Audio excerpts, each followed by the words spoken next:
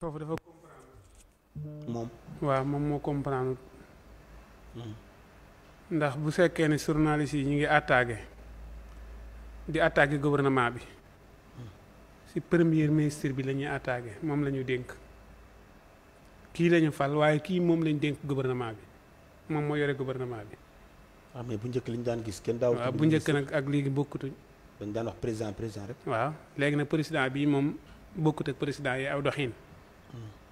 bu fekkoon ni bokk naa ak ñi aw doxin ñu attaqué ko rek mais comme que bokkut ak ñoom aw doxin mënuñu ko attaqué premier ministre bi lañ mën a attaqué waaw journaliste yi nag moom waruñoo attaqué. bu moo xam mu neex moo xam mu naqari li ñu gis rek ñu wax ko.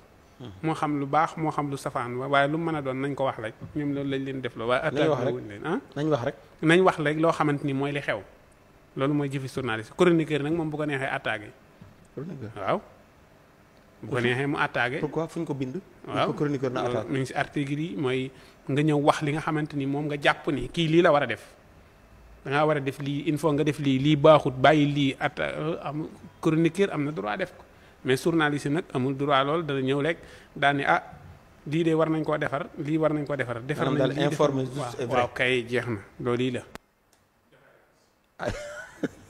déedéet doo fa jaare daaneel de.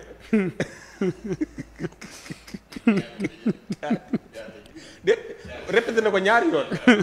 déet ala gisoo ko commencé ba léegi diggante ba lu commencé maanaam chroniqueur lii journaliste li chroniqueur ma ne ko juste c'est vrai. waaw léegi kay yaa ngi ma gis may làmbatu. léegi yow. nga fexe ba ma daj. waaw voilà fexe nga ba tëj ko kay. mais Xaadim Bamba li mu wax loolu gën naa xool loolu xanaa digluwoo ko. loolu la rek. déedéet loolu kay. xanaa digluwoo ko la. diglu naa kay waaye loolu baax na yow hélas. yaa ngi firndeel nag tey indiwoo bagage de. non wax naa déggoo li ma ko. loo ko wax. leeral naa ko ki ñu war a attaqué gi yëpp leeral naa ko. jox da nga ne journaliste warut a attaqué daa war a informé yéen a war a attaqué.